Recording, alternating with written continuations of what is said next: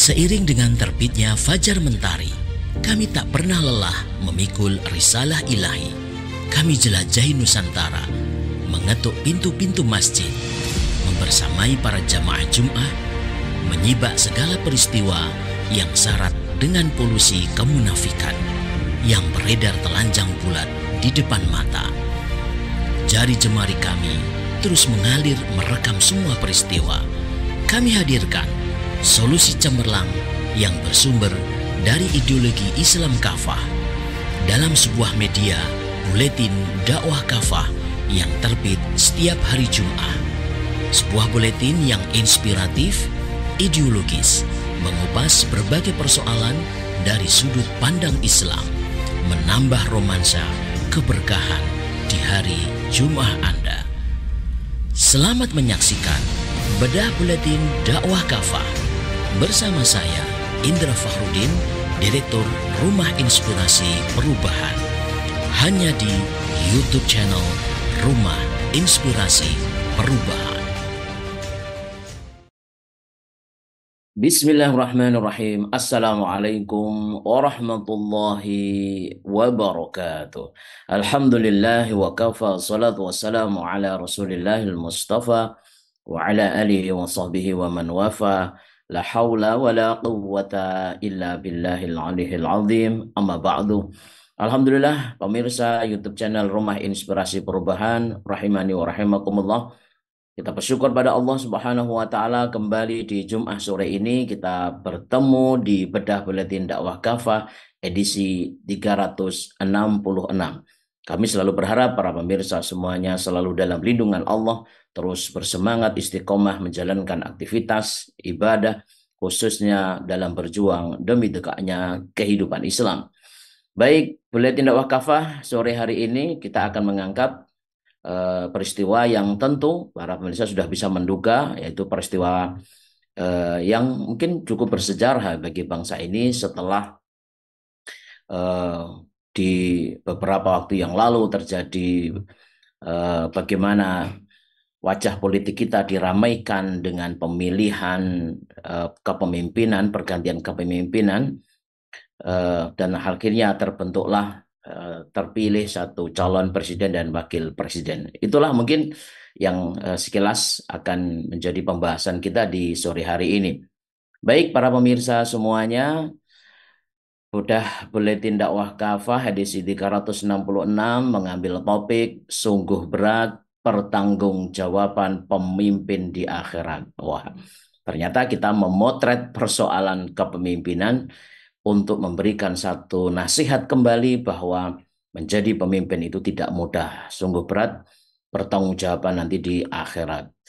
Baik, akhirnya kita sama-sama pahami bahwa Prabowo dan Gibran dilantik sebagai presiden dan wakil presiden Republik Indonesia.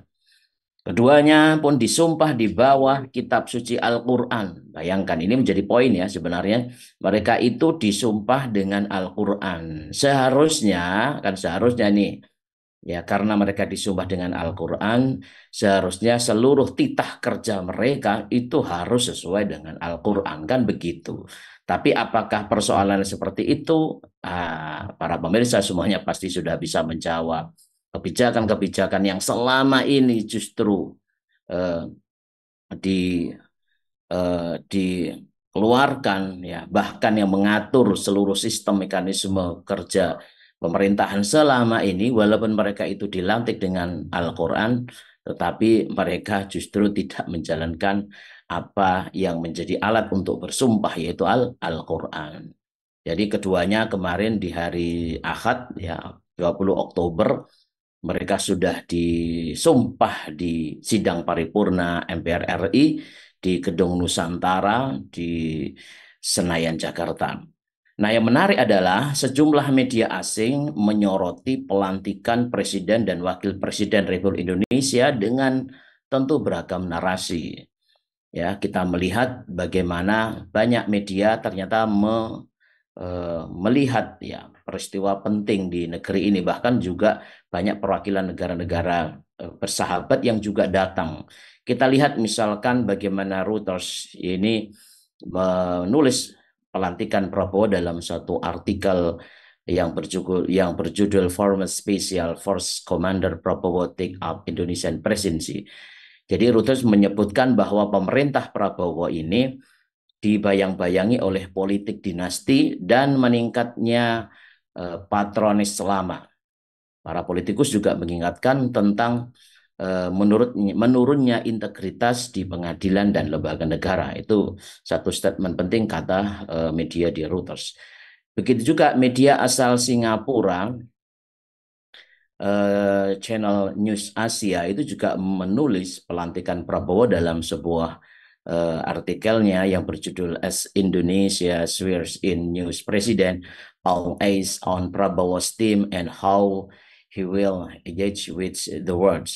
Jadi bagaimana sentral atau Channel News Asia ini, CNI ini, menyoroti ihwal tak adanya oposisi, ya, tidak adanya oposisi di Indonesia.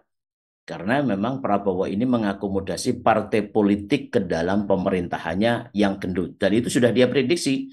Dan memang faktanya setelah kita lihat pada waktu malam harinya diumumkan, bagaimana kabinet itu begitu besar, begitu gendut, ya, gemoy gitu ya. Dan dunia juga memantau bagaimana Prabowo ini mengarahkan kebijakan ekonomi pertahanan dan luar negeri saat terjadi geopolitik dan perdagangan. Itu kata Channel News Asia. Dan saya kira ini juga diaminkan oleh para pengamat politik. Ya, justru disinilah kita melihat bagaimana fakta komposisi kabinet yang begitu gendut, yang begitu besar tadi itu tentu tidak bisa dilepaskan dari sistem politik demokrasi yang memang pragmatis dan transaksional. Dan itu tidak bisa dilepaskan dari politik balas budi karena memang partai politik pendukung pada saat pergolakan di Pilpres itu begitu sangat besar partai yang mendukungnya. Sehingga benar nyaris tidak ada yang dinamakan di situ oposisi. Ya tinggal kita lihat bagaimana proses atau kedudukan politik di PDIP. Apakah dia betul-betul bisa menjadi oposisi atau bahkan nanti ke depannya justru bergabung dengan pemerintahan atau kabinet merah putih. Nah, di dalam pidatonya yang sangat berapi-api dengan durasi yang cukup panjang gitu ya, Prabowo bertekad salah satunya adalah memberantas korupsi. Dan inilah yang memang menjadi satu persoalan yang selama ini masih belum tuntas ya di negeri ini salah satunya. Namun disinyalir para menteri dalam kabinet merah putih ini justru banyak terjerat korupsi.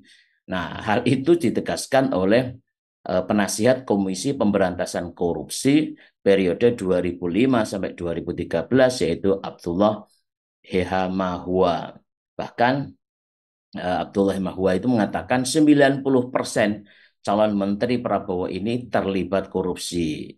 Ya, kalau kita perhatikan ya banyak sekali menteri-menteri yang berada di teras, menteri-menteri yang sangat strategis itu wajahnya bukan wajah baru ya, wajahnya wajah lama yang hanya mereka tambahi dengan wakil menteri yang cukup banyak ya dan staf-staf khusus yang dilapisi dengan cukup banyak juga. Tetapi wajah-wajah lama yang selama ini menjadi atau ikut berkontribusi dalam persoalan terutama adalah ekonomi kita, ya tetap nongol ada di sana.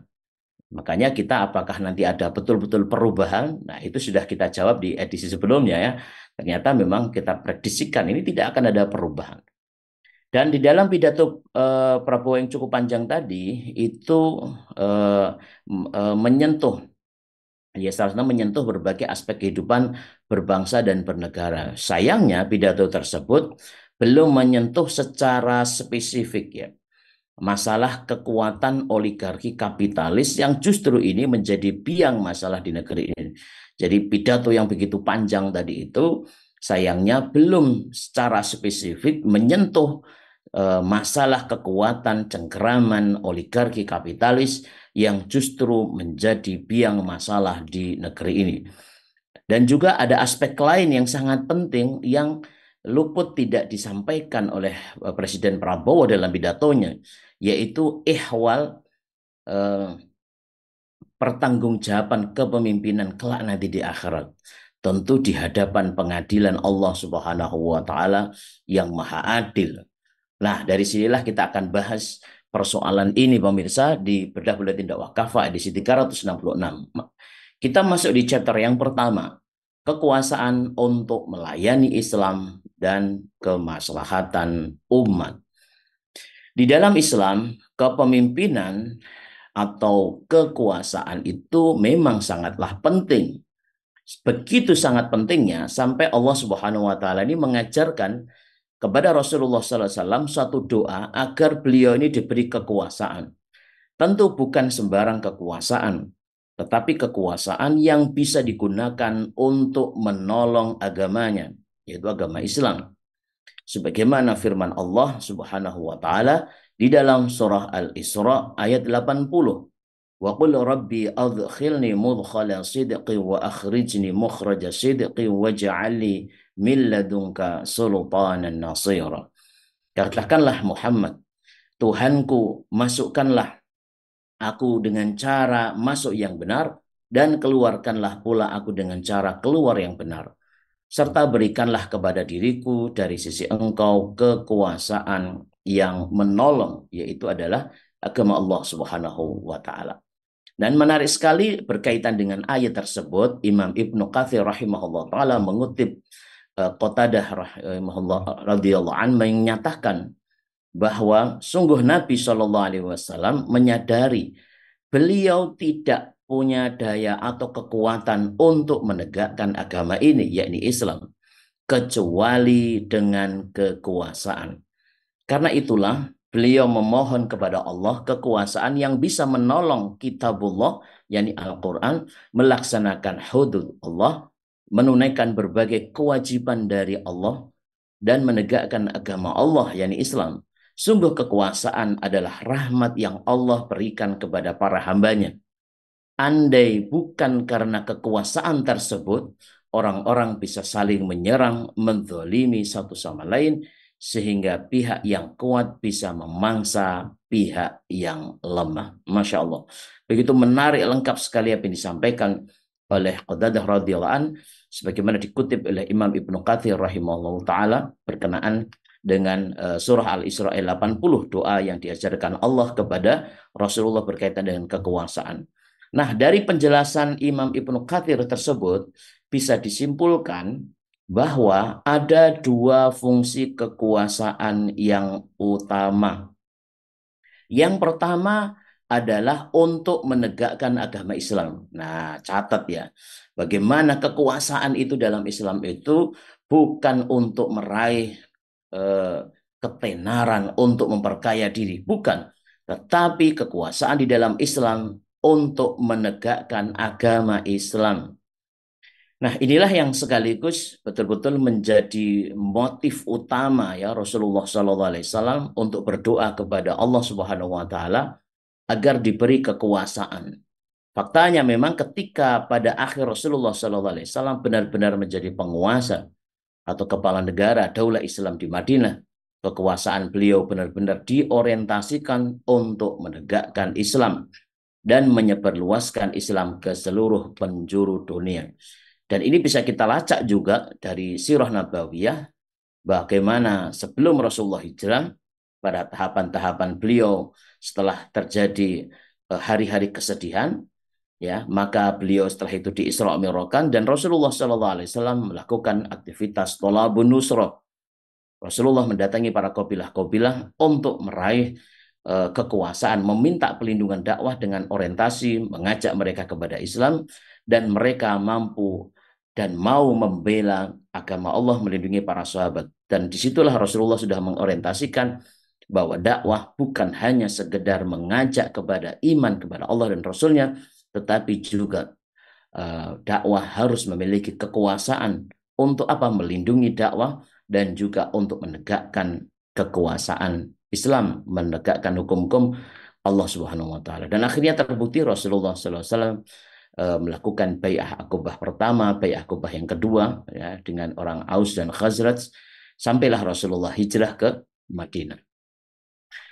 Fungsi kekuasaan yang kedua, pemirsa, adalah untuk mengurus berbagai urusan dan kepentingan masyarakat.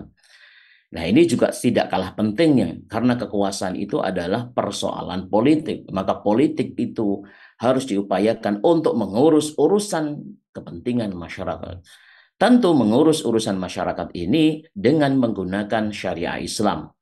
Dan sekali lagi inilah yang juga dipraktekkan oleh Rasulullah SAW sebagai penguasa atau kepala negara. Dengan itu semua warga negara, ya baik itu Muslim maupun non-Muslim, terurus dan terayomi dengan baik. Tidak ada yang berani saling menzalimi. Tidak ada pihak yang kuat memangsa pihak yang lemah. Maka dengan demikian, dalam pandangan Islam, tidak ada artinya kekuasaan jika tidak digunakan untuk menegakkan Islam dan juga menyebarluaskan dakwah Islam. Tidak ada artinya pula kekuasaan jika tidak digunakan untuk mengurus berbagai urusan dan kepentingan rakyat dengan syariat Islam. Nah, pemirsa, oleh karena itu di dalam Islam, pemimpin haruslah orang yang adil dan amanah. Pula para pembantunya, mereka haruslah orang-orang yang amanah sekaligus memiliki kompetensi yang sesuai dengan tugasnya. Karena itu pula mereka diangkat bukan faktor kedekatan ataupun juga kedekatan.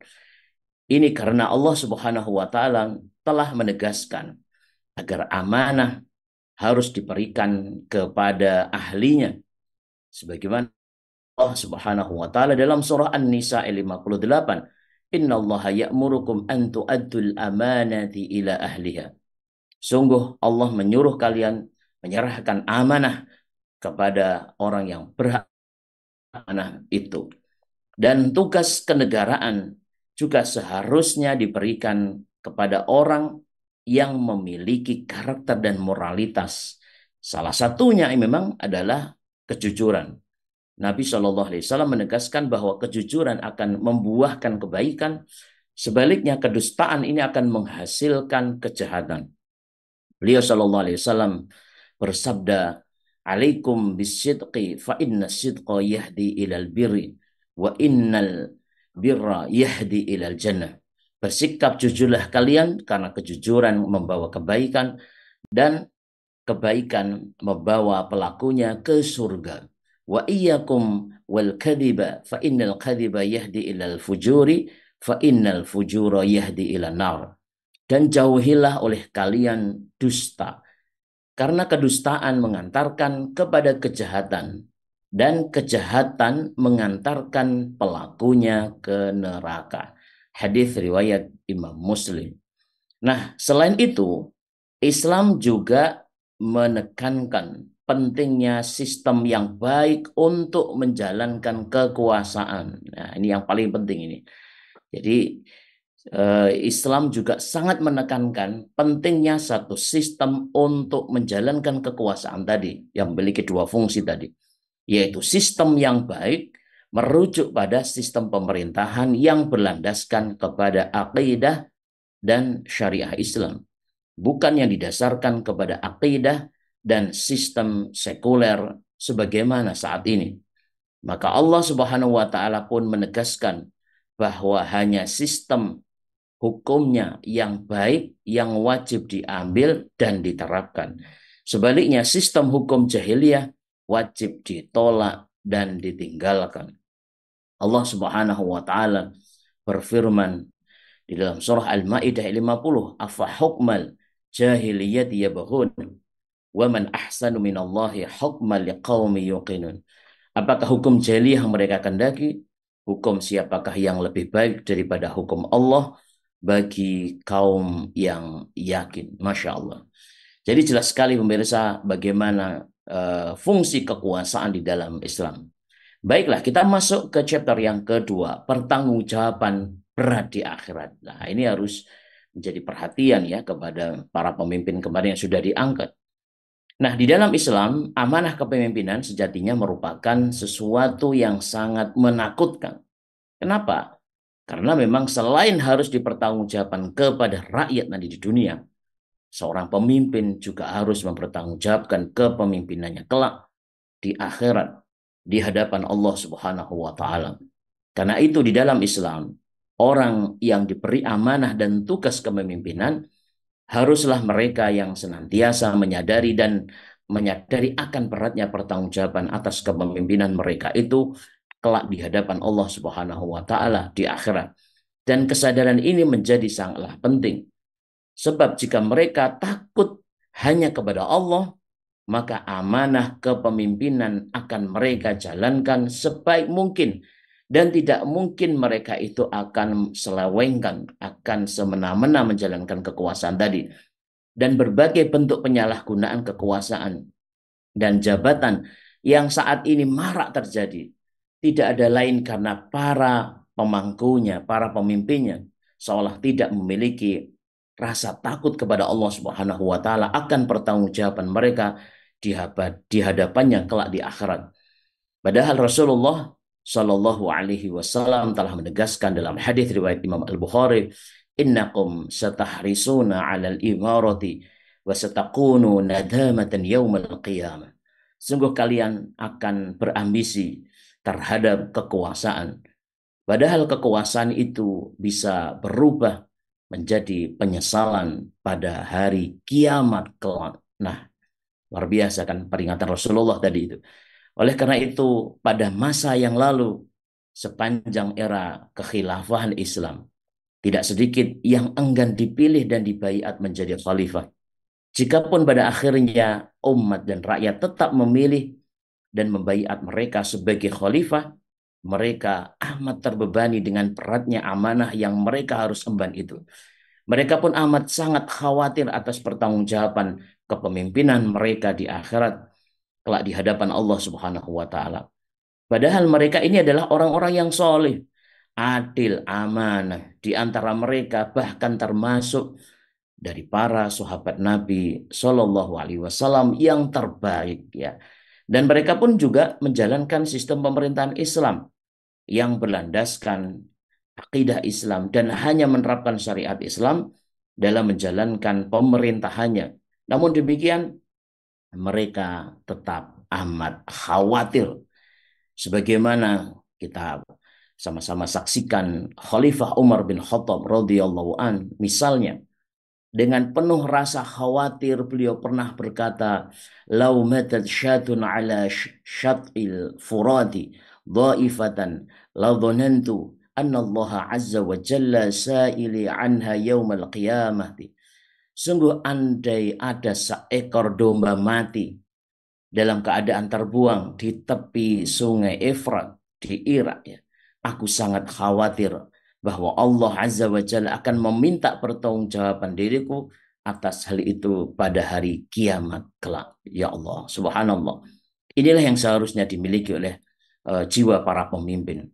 Begitu juga kalau kita lihat di era setelahnya, yaitu ini cucu dari beliau, cicit dari beliau, yaitu Khalifah bin Khattab, yaitu bernama Umar bin Abdul Aziz radhiyallahu an. Saat menjadi khalifah, beliau juga pernah berdoa dengan penuh kekhawatiran, "Ya Allah, aku berlindung kepadamu dari memikul tugas yang tidak sanggup aku pikul ini, atau aku diserahi urusan ini, lalu aku menyia-nyiakannya." Inilah sikap yang harus dimiliki. Betapa besar kekhawatiran pemimpin Islam atau para khalifah pada masa lalu atas amanah kepemimpinan dan pertanggungjawabannya di hadapan Allah Subhanahu wa taala kelak nanti di akhirat. Makanya pemirsa, tidak aneh jika mereka ini benar-benar menjalankan amanah kepemimpinan mereka dengan sebaik-baiknya. Tentu agar kekuasaan atau kepemimpinan yang mereka emban di dunia ini tidak berubah menjadi penyesalan di akhirat kelak. Bagaimana pertanyaannya sekarang? Bagaimana dengan para pemimpin saat ini? Ya, apakah sudah menjalankan itu? Maka di lembar Hikmah Beliau Tidak Wakafah edisi 366 sekali lagi kita ulang terus bagaimana sabda Rasulullah Shallallahu Alaihi Wasallam dalam riwayat Imam Al-Bukhari dan Imam Muslim, "Fal imamu ra'in wa mas'ulun an ra'iyatihi." Seorang imam atau kepala negara adalah pengurus rakyat dan dia akan dimintai pertanggungjawaban atas rakyat yang dia utus, yang dia urus nanti.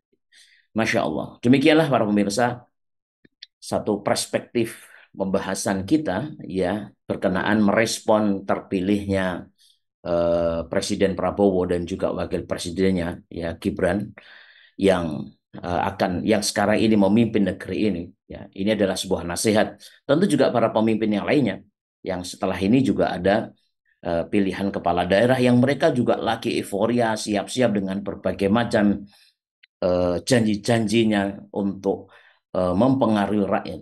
Maka ketahuilah sungguh berat pertanggungjawaban pemimpin di akhirat. Semoga poin-poin penting yang kita sampaikan ini dan kita juga memberikan satu kesadaran ya, menyampaikan terutama adalah bagi umat Islam. Umat Islam adalah aset terbesar di negeri ini. Maka dua tadi, kepemimpinan atau kekuasaan itu sangat penting di dalam Islam. Jangan sampai dilupakan. Sampai Rasulullah SAW diajarkan oleh Allah untuk meraih kekuasaan. Namun kekuasaan yang diinginkan, yang diajarkan Allah kepada beliau SAW adalah kekuasaan untuk mengurus Islam, untuk Islam demi kedaulatan Allah Subhanahu wa taala. Yang kedua adalah untuk mengurusi masyarakat. Ya, untuk riayatus su'unil ummah dengan syariat Islam. Karena dengan syariat Islam lah akan terwujud tata kelola kehidupan masyarakat dan ini merupakan perwujudan dari akidah kita. Kewajiban untuk menerapkan aturan Allah Subhanahu wa taala. Ingat, jika kekuasaan tidak ditopang, diorientasikan dua hal ini, yakinlah, maka sungguh berat nanti pertanggungjawaban di akhirat kelak. Semoga kita bisa mengambil ibrah dan bisa mengikuti ya apa yang sudah dicontohkan, diteladankan oleh Rasulullah SAW dan sudah diberikan panduan dari pencipta kita Allah Subhanahu wa taala berkaitan dengan dua fungsi kekuasaan ini. Kami mohon maaf, semoga Allah Subhanahu wa taala mempertemukan kita di Bedah Buletin Dakwah Kafah edisi 367 pekan depan insya Allah dalam keadaan baik. Mohon maaf apabila ada beberapa yang kurang berkenan. Kami haturkan jazakumullahu khairan ahsanal jaza. Subhanakallahumma bihamdika asyhadu an la ilaha illa anta astaghfiruka wa atubu ilaik. Wassalamualaikum warahmatullahi wabarakatuh.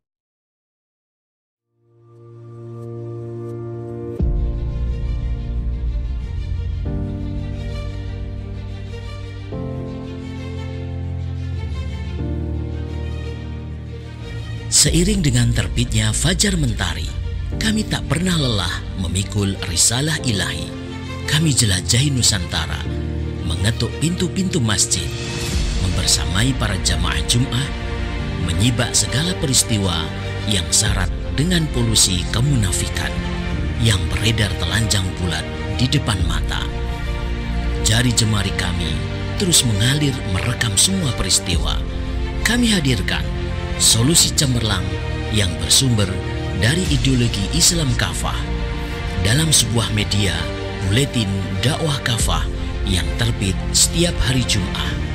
Sebuah buletin yang inspiratif, ideologis, mengupas berbagai persoalan dari sudut pandang Islam, menambah romansa keberkahan di hari Jumat Anda. Selamat menyaksikan Bedah Buletin Dakwah Kafah bersama saya, Indra Fahrudin, Direktur Rumah Inspirasi Perubahan, hanya di YouTube channel Rumah Inspirasi Perubahan.